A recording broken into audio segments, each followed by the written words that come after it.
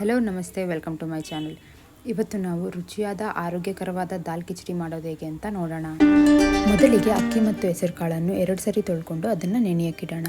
ಅದು ನೆನೆಯುವಷ್ಟರಲ್ಲಿ ದಾಲ್ ಕಿಚಡಿಗೆ ಬೇಕಾಗಿರುವಂಥ ಒಗ್ಗರಣೆಯನ್ನು ರೆಡಿ ಮಾಡ್ಕೊಳ್ಳೋಣ.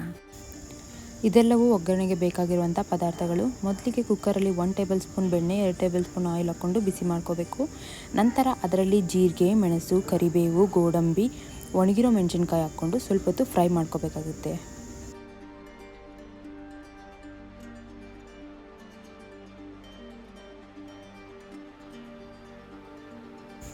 ಗೋಡಂಬಿ ಎಲ್ಲ ಸ್ವಲ್ಪ ಫ್ರೈ ಆಗಿದೆ. ಈಗ ನಾವು ಹಸಿಮೆಣಸಿನ್ಕಾಯಿ ಮತ್ತು ಶುಂಠಿ ಬೆಳ್ಳುಳ್ಳಿ ಪೇಸ್ಟ್ ಹಾಕ್ಕೊಂಡು ಸ್ವಲ್ಪ ಹೊತ್ತು ಫ್ರೈ ಮಾಡ್ಕೊಳ್ಳೋಣ. ಆ ಸ್ಮೆಲ್ ಹೋಗೋ ತನಕ ಒಂದು 2 ನಿಮಿಷ ಫ್ರೈ ಆದ ನಂತರ ನಾವು ಕಟ್ ಮಾಡಿ ಇಟ್ಕೊಂಡಿರೋ ಈರುಳ್ಳಿನ ಇಲ್ಲಿ ಹಾಕ್ಕೊಳ್ಳೋಣ.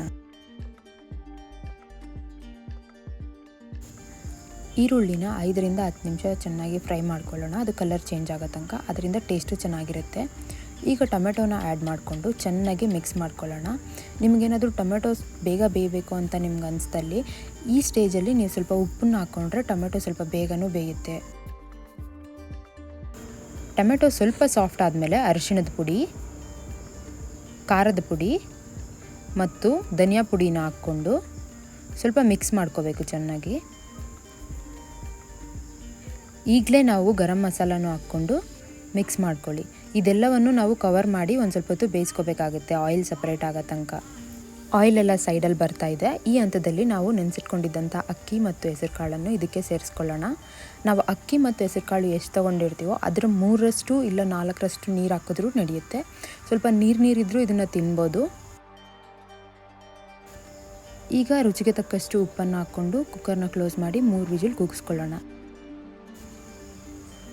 ಕುಕ್ಕರ್ 3 ವಿಜಿಲ್ ಆಗಿದೆ. ಇದು ತಣ್ಣಗಾಗೋಷ್ಟರಲ್ಲಿ ನಾವು ತಡ್ಕಾನ ಪ್ರಿಪೇರ್ ಮಾಡ್ಕೋಬೇಕು. 1 ಟೇಬಲ್ ಸ್ಪೂನ್ ತುಪ್ಪ ಇಲ್ಲ ಬೆಣ್ಣೆಯಲ್ಲಿ ನಾವು ಕಟ್ ಮಾಡಿ ಇಟ್ಕೊಂಡಿರೋ ಅಂಥ ಶುಂಠಿ, ಬೆಳ್ಳುಳ್ಳಿ, ಗೋಡಂಬಿ ಮತ್ತು ಒಣಗಿರೋ ಮೆಣಸಿನ್ಕಾಯಿ ಹಾಕ್ಕೊಂಡು ಸ್ವಲ್ಪ ಹೊತ್ತು ಫ್ರೈ ಮಾಡ್ಕೊಳ್ಳಿ. ಈ ಥರ ನೀವು ಲಾಸ್ಟಲ್ಲಿ ಇನ್ನೊಂದು ತಡ್ಕ ಕೊಡೋದ್ರಿಂದ ಅದರ ರುಚಿ ಇನ್ನೂ ಚೆನ್ನಾಗಿರುತ್ತೆ.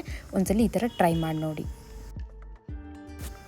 ಸಿಂಪಲ್ಲಾಗಿ ರುಚಿಯಾದ ಆರೋಗ್ಯಕರವಾದ ದಾಲ್ ಕಿಚಡಿ ರೆಡಿ ಇದೆ. ನೀವು ಒಂದ್ಸಲಿ ಟ್ರೈ ಮಾಡಿ. ನಿಮಗೆ ಈ ರೆಸಿಪಿ ಇಷ್ಟವಾದಲ್ಲಿ ಲೈಕ್, ಶೇರ್, ಸಬ್ಸ್ಕ್ರೈಬ್ ಮಾಡೋದನ್ನು ಮರಿಬೇಡಿ. Thank you.